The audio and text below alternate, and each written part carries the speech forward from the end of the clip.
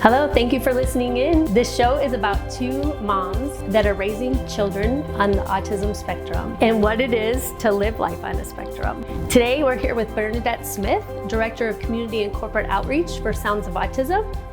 Bernadette, it's nice to see you again. Great to see you. Thank you. I was asking others about, what it is to raise a child with autism. And I know that, we both have kids with autism. And your daughter is 9 years old, Isabella. Tell us a little bit about the early stages and, what is it that you saw or, that others saw that, really shared with you the signs of autism? Okay. Well, first of all, we adopted Isabella. We actually adopted Isabella at birth. And we knew that her birth mom had a developmental delay, but we didn't know what the developmental delay was. But the first thing that I noticed about Isabella is she looked through you instead of at you. And a lot of people, especially my mom, would say, well, you couldn't tell when she was born. Children don't get their vision right away. I said, yeah, but Mom, there was something about the way she gazed that just made me start thinking and start paying attention to the different milestones. So when I knew she could actually focus, we didn't think Isabella was going to have a personality. At 1 year old, we actually thought she was deaf. We would call her and she wouldn't respond. And so we thought, okay, let's turn everything off in the house and let's call her from down the hall. So my husband, Stephen, and I said, Isabella, in a normal voice. And she turned around and we thought, okay, good, she's not deaf. We can work with that. So we just realized that Isabella has a longer than typical processing time. So with that, we started to just really work with her. I started to, being a stay-at-home mom, having the opportunity, having the liberty to be able to work from home, I was able to actually gauge all of her milestones. So when she would do something that I thought might not be neurotypical, I would look it up online. Another thing that I noticed about her was she would line up her toys. She lined up her toys, not just, she would line them up in an actual line. Sometimes it would be in a half circle because she was playing teacher and teaching her babies from school. So these are just little things. But one of the things that I did again is I was her biggest advocate. So I went online and I started to look up different characteristics of autism. But it wasn't until she was 2 years, 2.5 years, that a friend of mine next door suggested, hey, have you ever thought about having Isabella assessed? And I said, no, why do you say that? And she said, because she should be saying 3 to 5 words in a sentence. I said, okay, well, she's saying 2 to 3 words in a sentence and I can understand them because I'm mommy, but I don't know anybody else. I would say about maybe 50% of the people can understand her. And Bernadette, did you know things about autism before you had Isabella? I did not. I started to think about it, but because she was so young, and there are a number of tests out there that you can take, and actually pediatricians should be offering these tests to you. If they don't offer them to you, I highly recommend that you ask for them because they can do it at 9 months, 18 months, 24 months, and even 36 months. It wasn't until she went into preschool that we really started to see a lot more of the signs. I would come home crying almost every other day from picking her up because she did something that was out of the norm. It wasn't typical. Putting wood chips in another kid's hair for no reason. They would be painting the pig pink and she wanted to paint the pig blue. And so when they wouldn't let her, she would have a meltdown. They would try and restrain her. She didn't want to be restrained. She would try and bite them or scratch them for restraining her.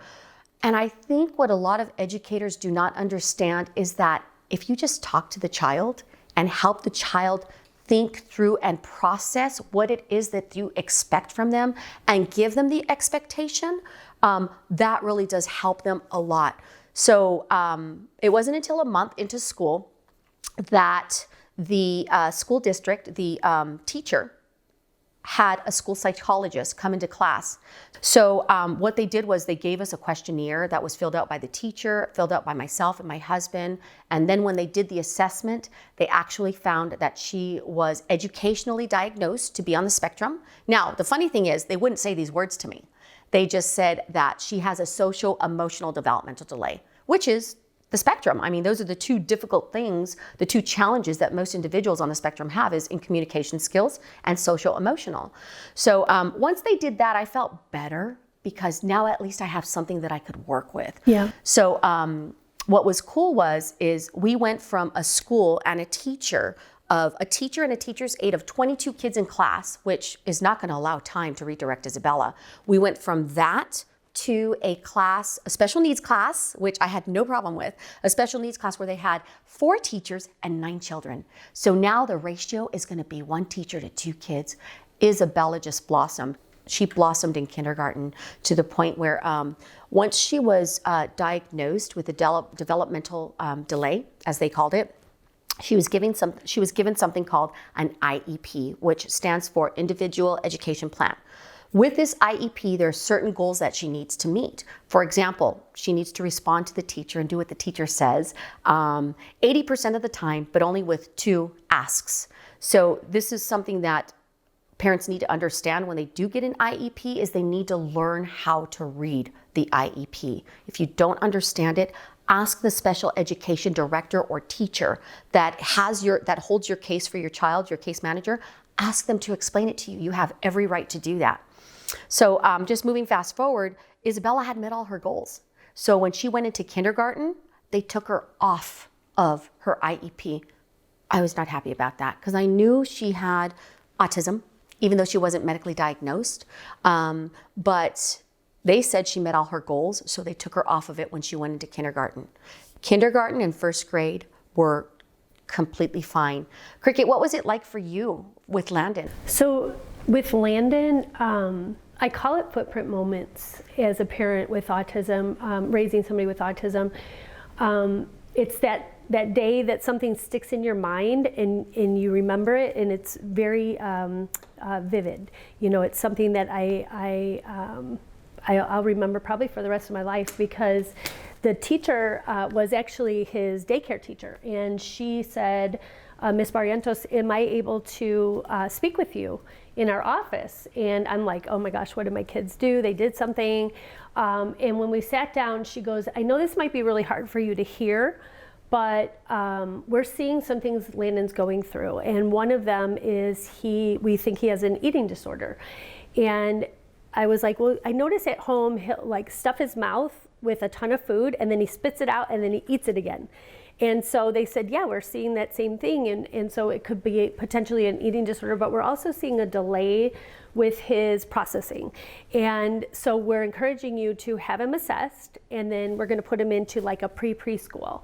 And so they went to the assessment stage, and it was us in a room with Landon. Landon was playing on the floor with toys, and there were I call them head doctors, but like psychologists and teachers and all these different people. And it's very overwhelming, and it's very, with all those people sitting in the room and they're talking about your child like it's a science project, it becomes very emotional.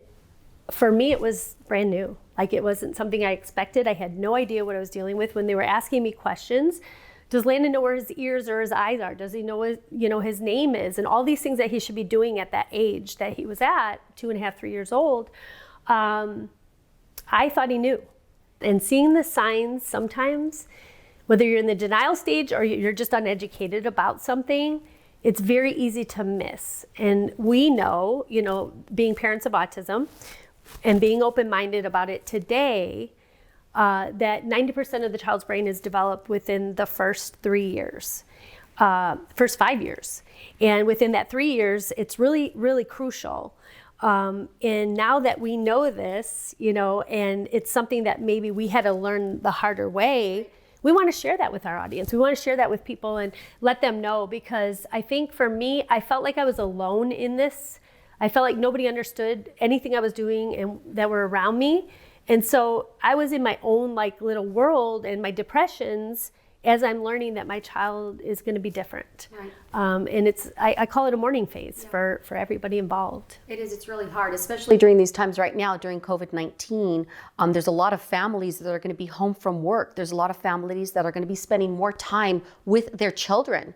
And they may start recognizing different types of behavior, different types of signs that they didn't notice before, whether it's because they were working full time or just because they didn't notice it. But now you're home, you're relaxing, you're interacting, and you start to observe. So I just really encourage families, once you have had time to process, to digest, it's okay. It just ends up that this isn't going to be the journey you had expected. It's just going to be different. And now you get to start a new beginning. Now you get to look for different types of talents that your child has.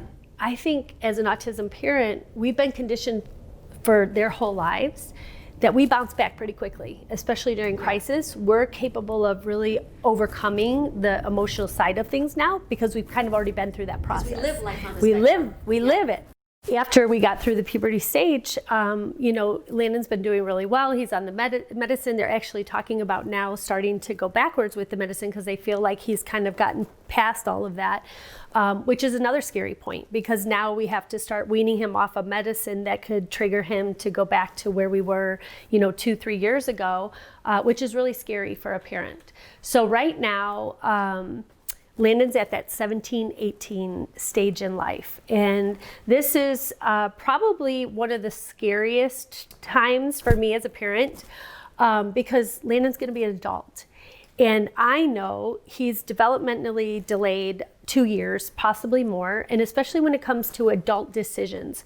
Landon's, 17, almost 18, he still plays with toys. He still has his animals. And, for him, that's his comfort. And when he's having a bad day or a meltdown, he wants to hug his stuffed animals. And kids his age aren't doing those things. So, you have to really pick and choose, what are you going to allow your child to be, and especially when they transition to an adult, because people aren't going to understand him hugging a stuffed animal or playing with toys. Right. And so, my husband and I are really going through all the different steps to prepare Landon to be with us for a very long time.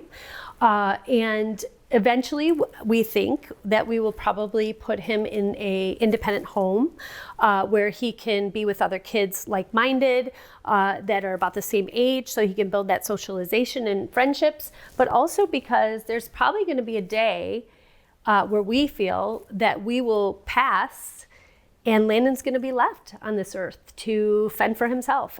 And I feel like looking back, now that Landon's 17 and 18, and now that we started our nonprofit and learned all the different things that I've learned, that if I could do it all over again, I would have started journaling and documenting every single step, because today, looking back and listening to these parents, there's a lot of things that haven't changed. The diagnosis stage, the depression stage, the stages of families trying to figure out how to navigate the system, getting frustrated with school teachers or getting frustrated with community members because they don't understand each other. Nothing has improved. And you're thinking, okay, Landon's 17 years. So for 17 years, a lot of the stuff still hasn't gone to the next level or evolved. Yeah, and I think too, something that I want to back up and talk about too is trust. You mentioned putting Landon in an adult independent home. It's really hard to trust even those resources, because you don't know if these family homes, or independent homes rather, are, and sometimes they can be a family home, but you don't know if these homes are going to treat your child with love, with kindness, with respect. And I think that's another reason why a lot of families don't get a diagnosis or don't move forward with other types of therapies or different things of this sort, because they don't know who to trust. Or they don't, Bernadette, they don't want to look farther than the year they're in. Right. Because when you start looking way out as a parent, you start seeing, oh my gosh. It can be overwhelming. It could be very overwhelming, Yes. but it could be very emotional and very mentally, it's hard to prepare for those days. And so that's really what our community is doing, is really just helping support our mission, which is integrating these families and children back into society through love and support. And it's truly love and support. And that's so that we can build the trust amongst each other and the community that surrounds us. And that's one of the reasons why I joined hands with Sounds of Autism, is because it is all about bridging that gap.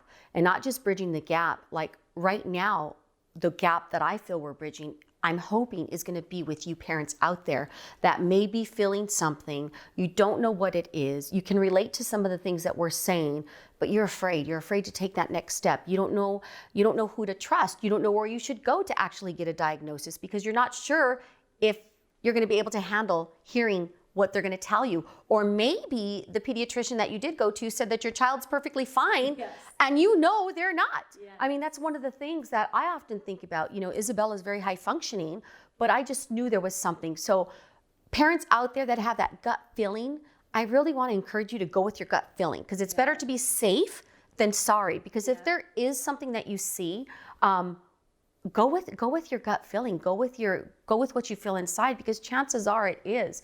One of the things too that I wanted to talk about is a hard decision that I had to make. You know, you talk about the decision to what you're going to do with Landon. He is in that transition stage where most individuals would be going from school, or high school rather, because he's going to graduate, going from high school into college, or maybe getting a job.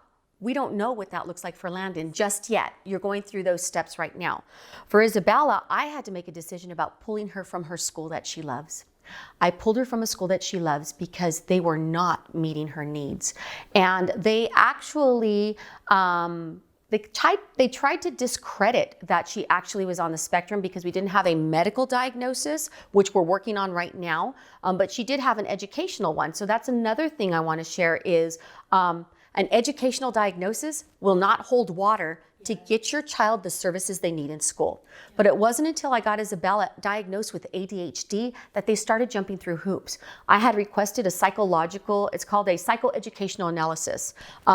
And again, I only know this because I network with so many other families. So get on Facebook and connect with us, because you're going to come across a lot of families, parents, even agencies and service providers that we partner with that can help you and give you some guidance. But it was really neat that I had called a meeting because Isabella was having so many challenges. And I thought, okay, I cannot do this anymore. We need to meet. So the night before we met with the school, I went online and I just said, help. I literally typed the word help in big capital letters 2 times, and then I gave them my story. I got therapists telling me to ask for a functional behavioral assessment. I didn't know what that was before I went online. I didn't know what a psychoeducational analysis was, but they did it. So they did all of that for her. But even knowing that, going from 2nd grade into 3rd grade, they gave her IEP back, by the way. So don't give up, families. Fight for it. Yeah. You fight for it. So when she did go into 3rd grade, her IEP went with her. You know, she's still in the same school. But they started to regress in the way they addressed her situation. They started to credit it. Now that she has her IEP, I don't know if they were thinking mom's going to leave us alone now.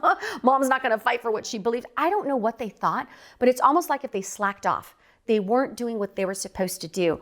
So I literally pulled her from the school before the 100th day because I wanted to make sure that the funding went to the school that was going to help her the most. And so fortunately for us, I've met with the principal and the school down her street, and they're just wonderful. And you know, something that parents need to pay attention to is the way your concern is received by the educators at the school your child attends. What do I mean by that? Well, when I shared with the principal at her former school that I'm with Sounds of Autism, we can come in and share with families, we can help families maybe see what they're missing, she dismissed me 4 times. I thought, okay, I'm done. I'm not going to say it to her anymore. Maybe one day she'll call me. Well, do you know that a couple months later, their sister school actually called us and asked us to share their publications with them? So it was just a matter of time, and I knew that. But not only that, when I went to Isabella's new school, when I shared with her new principal what we did, she says, oh my gosh, we need to have you come and speak to our families. So you can tell the difference in how your concern is received by educators. So if your concern is not received with empathy and concern as well, and they don't address it right away, reconsider another school. Because you as the parent, you know, and I know that's not always easy for everybody to do because, like I said, I have the liberty of being home and I have more flexibility in my schedule, but not everybody has that. So I just wanted to point that out because I think that's really, really important. So now here we are. Now she's saying, instead of saying my teacher hates me, she comes home and she says, I love school. Of course, there's still some bullying going on there, but she comes home telling me that she loves school, which is really important to me. It's important to her. And so she's jumping all over the place. I love school. Even telling me she didn't want spring break to come, which I think is not true. I love school so much, Mommy, I don't want to go to spring break, but we did. And then we haven't gone back. So here we are homeschooling. So Bernadette, what would you tell your audience, what do you want to leave them with? I would say if you see the signs, don't ignore them. Act early and don't dismiss them. And you need to learn how to become your child's greatest advocate because nobody's going to love your baby more than you do. And if you have that gut feeling, go with it. And I would tell them kind of the same thing, exactly what you said, but also I would let people know that we are an organization that cares about the safety of your child's journey. And so we vet all of our resources. We make sure that we surround ourselves with people that care and have the compassion. So for us, we would definitely encourage you to share your story. Even if you don't want it to be something that we make public, you just want it to be a very private relationship, we can definitely do that with you. And we're here, you're not alone. So please reach out to us. We will share our information at the end of this program. And thank you for joining us today. Thank you so much.